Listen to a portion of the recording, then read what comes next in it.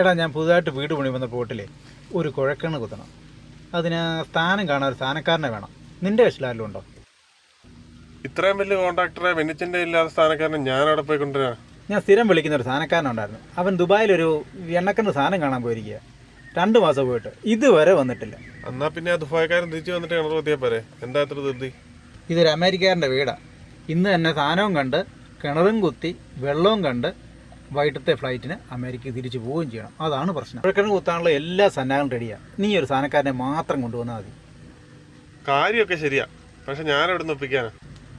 ആ രാജീവിൻ്റെ കിണറിന് സ്ഥാനക്കാരനെ നീയെ കൊണ്ടുവന്നെന്ന് രാജീവ് എന്നോട് പറഞ്ഞു. അതാ ഞാൻ നിന്നെ കാണാൻ വന്നത്. അയാളെ വിളിച്ച വരികയല്ലേ? അത് ശരിയാകില്ല. വെനിച്ചൻ വേറെ ആരെങ്കിലും നോക്കുന്നതായിരിക്കും നല്ലത്. മാത്ത അമേരിക്കക്കാരനാ, കാശ് എത്ര വേണമെങ്കിലും കിട്ടും. നീ അയാളെ തന്നെ വിളിച്ചോണ്ട് പോവാ എങ്ങനെയെങ്കിലും.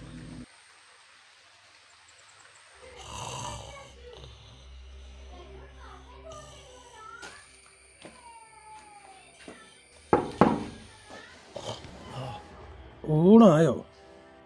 ഇത്ര പെട്ടെന്നോ? ഊണോ? സമയം 10 മണി പോലും ആയില്ലല്ലോ. ഊണായിട്ട് വിളിച്ചാൽ മതി, ഞാൻ അവളോട് പറഞ്ഞിരുന്ന.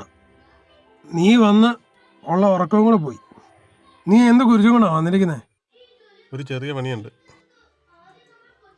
ഈ ആഴ്ച 2 ദിവസം പണിക്ക് പോയതാ. ഇനി ഒരു 3-4 ദിവസം വിശ്രമമൊക്കെ കഴിഞ്ഞുള്ളൂ.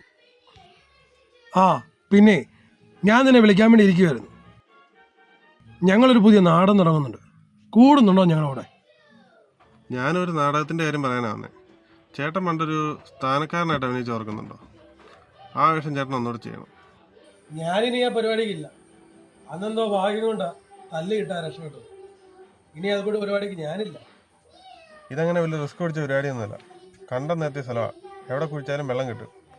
ഏതെങ്കിലും ഒരു സ്ഥലം കാണിച്ചു കൊടുത്താൽ മതി. നല്ല കാശും കിട്ടും. അപ്പം എങ്ങനെയാ?